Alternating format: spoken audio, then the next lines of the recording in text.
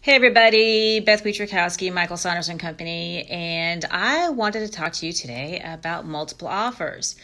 Granted, Florida, or at least in our area, is pretty much at a balanced market right now, but we are seeing multiple offers in certain situations. I want to talk to you about how you as a buyer and you as a seller need to handle this. Back in the day, and what I mean by that is when the market was recovering, we were in a seller's market. And what that meant is that sellers had power or control because we didn't have very much inventory. We had more buyers buying than we had sellers selling. Hey, Tito. And what that meant is a lot of multiple offers and a variety of price ranges and whatnot happened then. Now we're seeing them basically in two separate areas. One of them is under the 250, especially under 2, if your property is actually in what we call turnkey shape or good shape, high tide, then you may very well experience multiple offers. And then what we call in the biz unicorn properties. A unicorn property would be a really unusual property, and not unusual as in it's weird, unusual as in desirable. Maybe it's the location, maybe it's the style, maybe it's the finishes, maybe it's the layout, something like that. Unicorn properties, it's one of those things that you don't know that it's there until you see it. So anyways, back to multiple offers. You are a seller. You put your house on the market and you're like, all right, let's go. Let's bring all the offers in. We're going to get a ton. If you're in, if you're priced right, your property is turnkey, you're in a certain price point, you may very well receive them. As a seller, here's how this works for you. You, as the seller, can decide, you can instruct your realtor if you want to let all of the parties know there's a multiple offer situation. You are under no obligation to tell everybody that you've got multiple offers on the table. That is entirely up to you. There's a lot of reasons you can do this, and a lot of reasons people do this, and a lot of reasons people keep it to themselves. Okay? But do not think that you have to inform everybody if, for your personal reasons, you don't think you need to. Hey, John. Okay? You then instruct your realtor to let people know if you want them to. Now, let's say you do.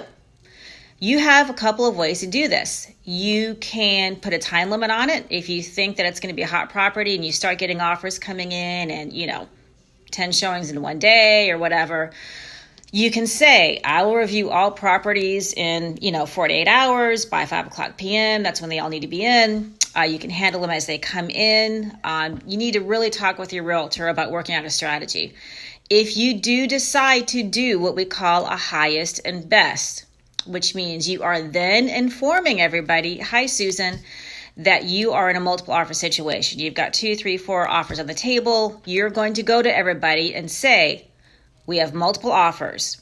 I want your highest and best by Friday at 5 o'clock or something like that. You will then get with your realtor and you'll review all these offers and you will let everybody know we picked you, we didn't pick you, whatever.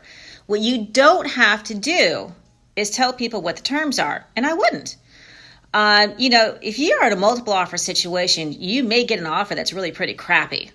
They may want cash at closing. They may want to do a low down payment loan. The offer you choose may be not the highest offer you get, but it's the most stable. So don't let that fool you, okay? And then let everybody know, hey, we picked another offer. Thank you for participating. And then you want to know if those people would like to go into a backup position. Your negotiating starts all over again. You do not have to accept that offer. You can tell Mr. who bid $20,000 under, listen, I'm going to counter you at this. And if you're content with that, we can put you in a backup position. Backup offer means that if your original offer falls apart, you can go back to this person and go, all right, you're in. And then you don't have to go back on the market. That's a whole nother broadcast that we'll do at another time. Buyers, this is where it kind of sucks for you. Sometimes you will put an offer on a property. It'll feel like it's going to go quick. If you've got a good realtor, your realtor will tell you, yeah, this isn't going to stick around for very long because, whatever the case may be. When you make an offer, if you really, really like the property, don't low bid. Don't play the game, okay? If you really, really like the property, you really, really want the house, you're looking at a probable multiple opportunity situation. If your seller that you're working with does not tell you that there's multiple offers on the table, you are better off going in with what your most comfortable, highest and best is. I know people don't like to do this. I understand why people don't like to do this. People want to negotiate because buyer wants to get it for the lowest price, seller wants to get it for the highest price. But if you like the property that much, you can see yourself living there, you can see yourself waking up in the morning there and being happy, going strong. That's your best bet. You may not find out until the property closes or until your offer is denied that there was a multiple offer situation, and you're going to kick yourself if you tried to go in to get a deal. So ask. Your realtor will ask, are there offers on the table? And the other realtor will tell them what they have been instructed to tell them. Okay? So don't, if your realtor will tell you, I still think we need to go in strong, listen to your realtor. If you want that house, this is how you have to do it. Otherwise, you're going to lose out and have to start all over again. And you may not find a property that's as good as this one. And listen, with interest rates the way they are, we're still below 4%. Take that leap. Okay. Because don't forget, sellers don't have to tell us. They don't have to tell us that there's multiple offers. They don't have to tell us how many. They don't have to tell us the amount. They don't have to tell us the conditions, such as cash, loan, whatever, no inspection period, quick close, blah, blah, blah. They don't have to tell us anything. Okay. So that's what you're going to want to do. Sellers, multiple offer situation, you've got the power. Don't play. If you've got a good offer, don't start going to all 5 people or 3 people and start bidding them against each other. Because what are you going to do if you send out 2 counters and both of those people sign them and send them back? You know what? You've got 2 offers on your house. That's illegal. You can't do that. Don't play that game.